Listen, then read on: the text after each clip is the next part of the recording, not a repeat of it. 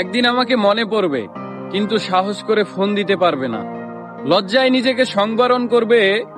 আমাদের এত গল্প আর এত স্মৃতি জমেছে যে তুমি অন্য কারো মাঝে আমার ছায়া দেখবে, কিন্তু সেখানে আর আমাকে পাবা না। একটা আক্ষেপ জন্ম নিবে তোমার ভিতরে। রাত গভীর হলে আমার ফেসবুক ওয়াল ঘুরতে মন চাইবে তোমার। হয়তো সব বাধা ভেঙে মনের সাথে যুদ্ধ করে হলেও আমার প্রতিটি পোস্ট দেখবে, হাসবে, রাগ করবে, কিন্তু আমাকে সেই অনুভূতি বলতে পারবে না। এর চেয়ে আর বড় কষ্টের কি হতে পারে বলো? কোনো এক ভোরে কিংবা গভীর রাতে ঘুম ভেঙে ফোন চেক করে দেখবে আমার কোনো টেক্সট আছে কিনা। আমাকে না পেয়ে তোমার যেই দীর্ঘশ্বাস জন্মাবে তা তোমার প্রাপ্য ছিল। আমি তো কোনো অন্যায় করিনি।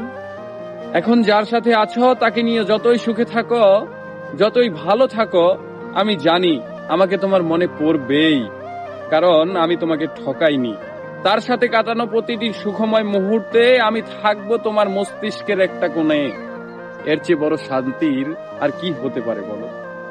আমাকে কষ্ট দেওয়ার প্রতিটি পাপ তোমাকে ঘিরে ধরবে। একদিন তুমি অসুখী হবে, একদিন তোমারও আমার জন্য কাঁদতে মন চাইবে, কিন্তু চোখের পানি আর আসবে না।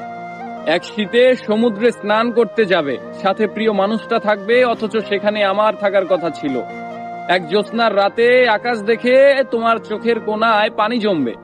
এত সুন্দর রূপালী জ্যোৎস্না আমাকে ছাড়া দেখবে, আর কষ্ট তোমাকে জাপটে ধরবে না। এটা হয় বলো?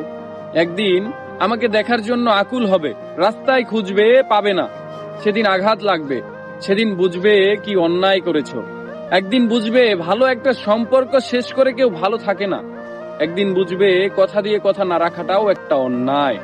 সেদিন চাইলেও আর নিজেকে ভালো রাখতে পারবে না। কিন্তু একদিন আসবে, সেই দিন আমি আর তোমার মাঝে সুখ খুঁজবো না।